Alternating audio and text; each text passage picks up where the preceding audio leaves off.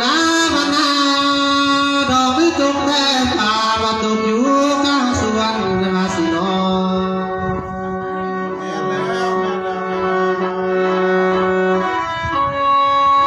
ยามเมื่อ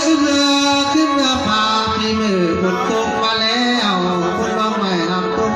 ส่วนภาคเอ้ยส่วนเตียงสิโกมาลีลอย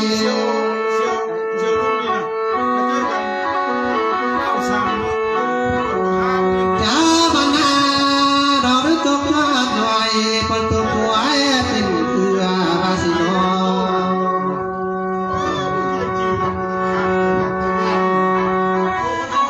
โอ้ลาเอ้ยจะบังเกิดเป็นเกลือนั่นเองบังเกิดมาสิเป็นดอกบาสิโน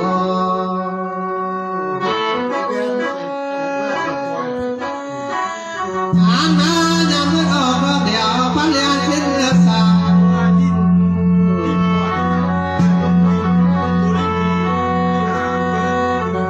มาพันเลี้ยงขึ้นเลือดสาวที่เกิดมาเป็นดอกคือคนจริงแท้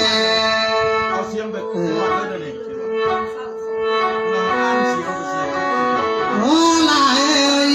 ขันคือคนจริงแท้เป็นคนมาบอกหูปากว่าสิบอ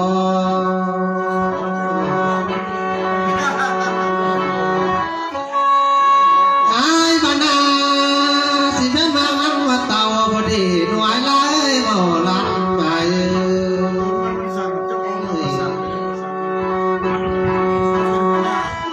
มีเธอก็ดีกว่าบ่เมียก็ดีเด้อขอสีหนุ่มเตียงแสนโปรดตาเด้อ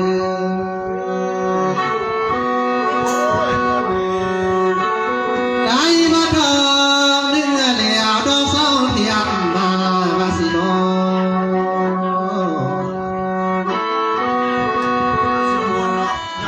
ว่าเธอเสน่หาสิหวงเพียงยังละอาย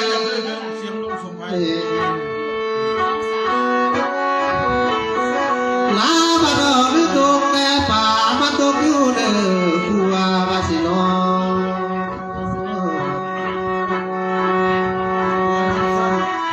เสียเธอเด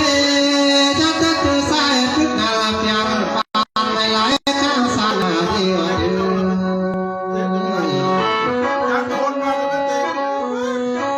อยากจะเจอเฮียงมาตังแล้วสิบานเดียวไม่ดู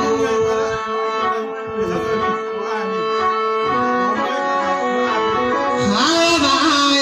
บ่หูสาลายตาหอกคืนเด้อ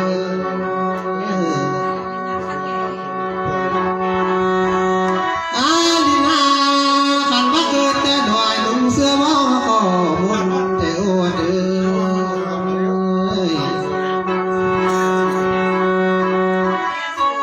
โอ้ยนี่นานับจะเกิดเป็นคนบ่ได้จากเพื่อ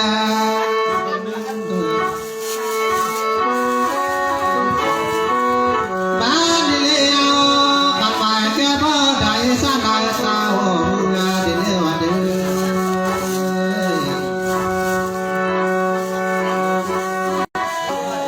หาเวลาทำเดียวเบาพี่อาสิเราทำงานคืนก่อนเด้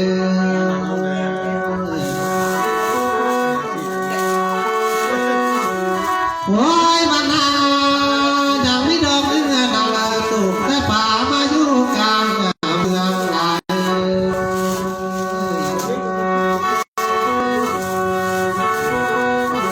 หัวเธออันมาบักอินเทียมต่างต้องอยู่เมืองเด้อได้หลาย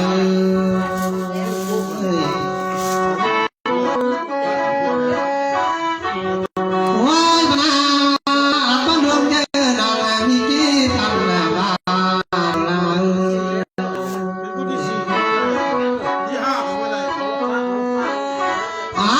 าเล่บางก็มีกี่พันนิ้ว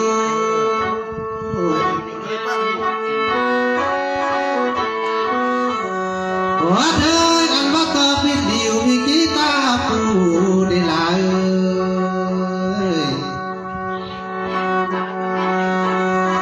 ได้มาอยู่ชมพู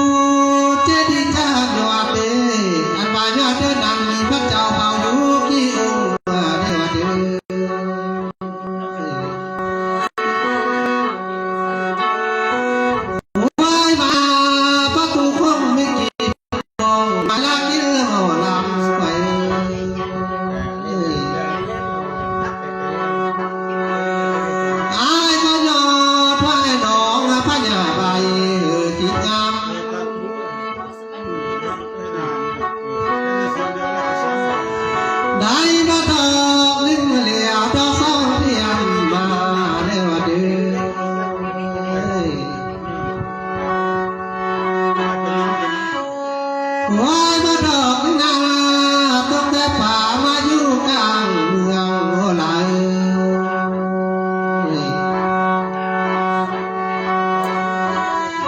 ยังมีนางหนึ่งนั้นมันน่าหัวใจสิสามปีไปทัว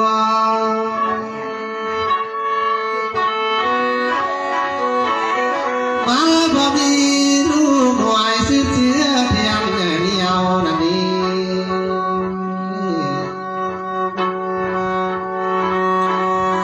ว่าลายมันก็จำเป็นใด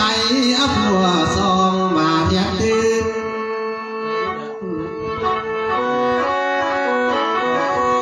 มันแล้วจะมี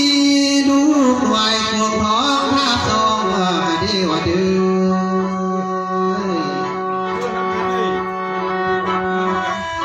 ไอ้พวกยอถอยหนองพญาใบกินยำ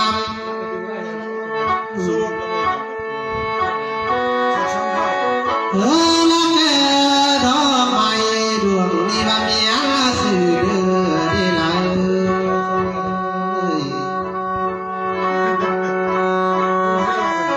ขันเวลาแก่ใดสิเป็นไม่คำคิดขันเวลาแก่ใดสิเป็นไม่คำตัวสิเป็นยอดเสน่หาดีว่าเดิม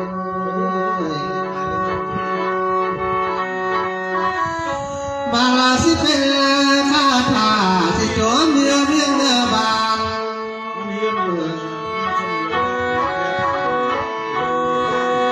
หายมาวันละดีน่ะหน่วยละกินเพียงลมไม่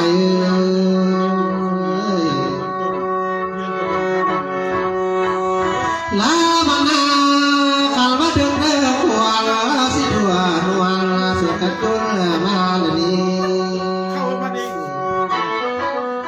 เอาคำนวณมาดิมันก็ยังแค่ถึงต้นอยู่ใช่ไหมอยู่มาถึงแล้วเขาเป็นเพชรคุณบ้านนี่มันไม่ใช่เข้ามาดิมันสูงลาบานาอันว่าเดินเดินยาวหนาว่าเดิน เรียกว่าตะมูเดียวกันถ้าเป็นผีควายเสียงกัน อ่านมาของคุณคือเพียงคือดีวิญญาณเพื่อว่าทางใดมาเลวาสโน ปักมือมันออกมา ปักสุดท้ายมาปักเอาอีก ถ้าเอาเลือดควายเลย จ้ามานาของพังคือเพียงแต่วิญญาณบ่ทางใดมาเป่า เอาเชือกมากันเนี่ยเท่ากันเอาแบบแขนสะสมมันเอาละ ว่าเธอลามามาอายได้มาเข้าเสื้อเล่ลักวาสิโน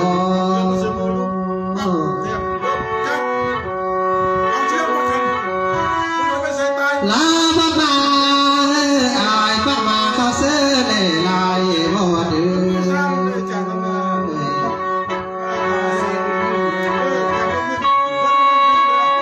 ว่าละเมยมาเอ้ยบายคุณหูเสน่ห์ลายตัวยอง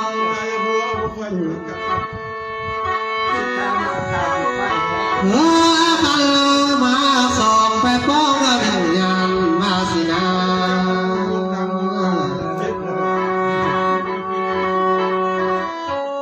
มีเดียวเหือจับยังเขียน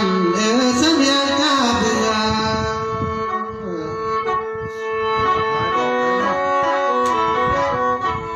ว่าเด้อเหือจับยังเสือวิญญาณแต่ว่าไหล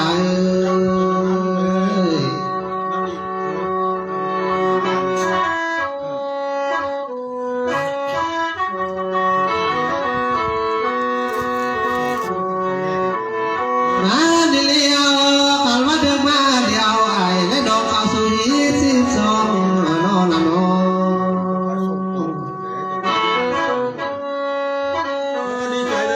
คันว่าเดิมมาเดียวเข้าสู่ของกาสิบสี่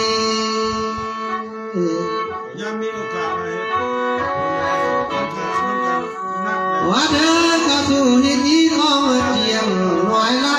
บ่ลำเด้อ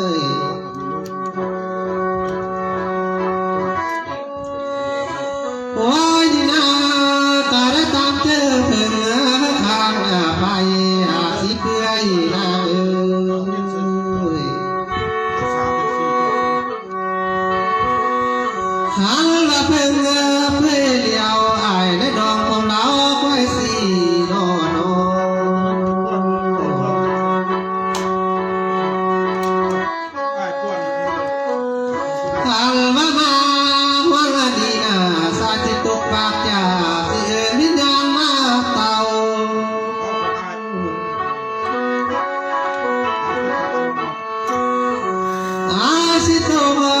ป้าเบานำวิญญาณเลเต้ามาเฮือนก็เนื้อว่าเด้อ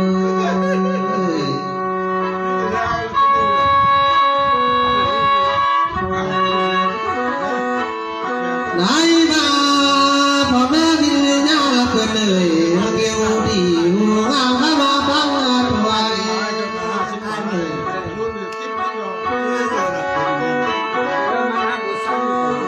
นี่